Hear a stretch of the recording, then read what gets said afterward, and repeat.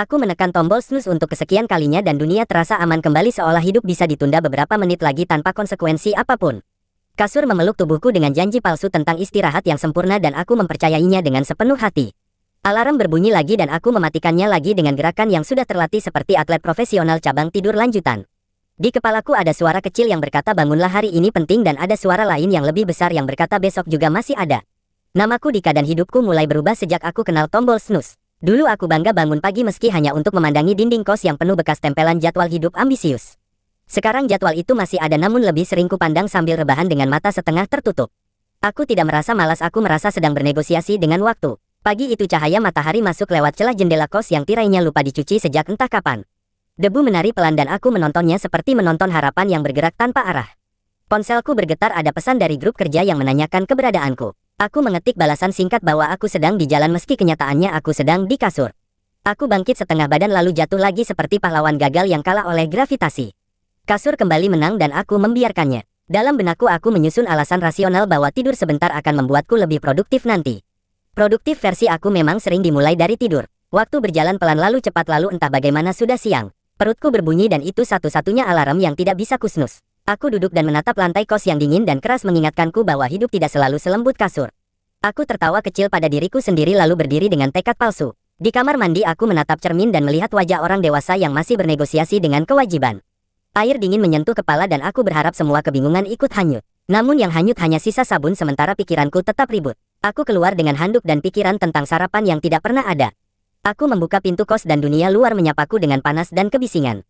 Tetangga kos sudah beraktivitas sejak pagi dan menatapku seperti aku baru saja bangun dari hibernasi. Aku mengangguk sopan dan berjalan dengan langkah cepat yang pura-pura yakin. Di warung dekat kos aku membeli nasi dan telur sebagai bentuk kompromi antara hemat dan lapar. Sambil makan aku membuka ponsel dan membaca pesan-pesan yang semakin menumpuk. Ada tugas, ada tenggat, ada harapan orang lain yang menunggu jawabanku. Aku menghela napas lalu menelan suapan terakhir dengan rasa bersalah yang familiar. Hidupku memang berubah sejak tombol snooze memberi aku pilihan mudah. Aku berangkat kerja terlambat dan mencoba tersenyum pada semua orang. Beberapa teman bertanya dengan nada bercanda apakah aku baru saja menemukan zona waktu baru. Aku tertawa dan mengiyakan karena humor adalah perisai terbaik. Di balik itu aku tahu aku sedang kalah tipis dari kebiasaan. Sepanjang hari aku bekerja dengan energi yang naik turun seperti sinyal. Ada saat aku fokus dan ada saat pikiranku kembali ke kasur. Aku menyelesaikan beberapa tugas lalu menunda yang lain dengan janji pada diri sendiri. Janji itu terdengar mirip dengan suara snooze di kepalaku. Sore datang dan aku pulang dengan langkah berat. Di kos aku melihat kasur dan ia menatap balik dengan penuh pengertian.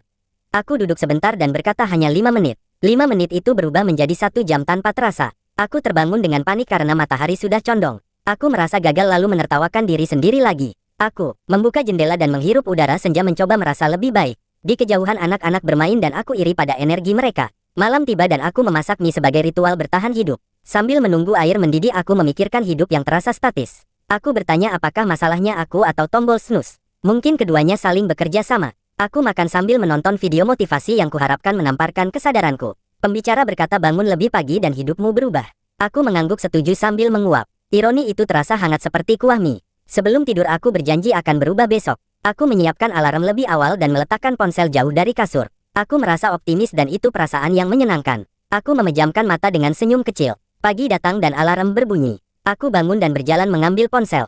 Jariku ragu lalu menekan tombol snooze. Dunia kembali aman dan hidup kembali tertunda. Namun kali ini ada sesuatu yang berbeda. Aku bangun lagi sebelum alarm berikutnya berbunyi. Aku duduk dan menatap kasur lalu berdiri. Aku mematikan alarm dan tidak menekan snooze. Aku tersenyum kecil pada diriku sendiri. Perubahan tidak besar namun nyata. Aku melangkah ke kamar mandi dengan langkah ringan.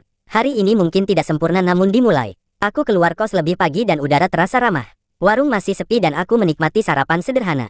Aku merasa menang kecil dan itu cukup. Tombol snooze masih ada namun hari ini aku memilih hidup.